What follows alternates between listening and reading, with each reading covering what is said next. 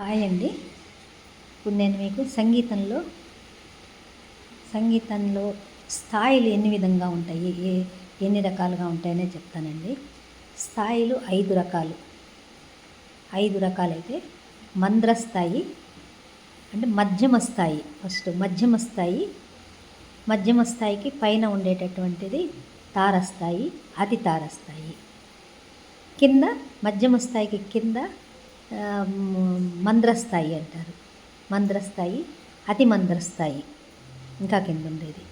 తారస్థాయికేమో పైన ఒక చుక్క ఉంటుంది. ఇప్పుడు సరిగమ పదని అని ఉందనుకోండి, దానికి పైన కనుక ఎక్కడైనా చుక్కలు కనుక ఉంటే అది తారస్థాయి అని అర్థం. కింద కనుక చుక్కలుంటే సరిగమ సాకి కింద చుక్కలుంటే మంద్రస్థాయి అని అర్థం. సాకి పైన సారిగమ సాకి పైన రెండు చుక్కలు కనుక ఉంటే అతి తారస్థాయి. కింద 2 చుక్కలు ఉంటే అతి మంద్రస్థాయి అనమాట. మరీ కిందకి తీసుకోవాలి.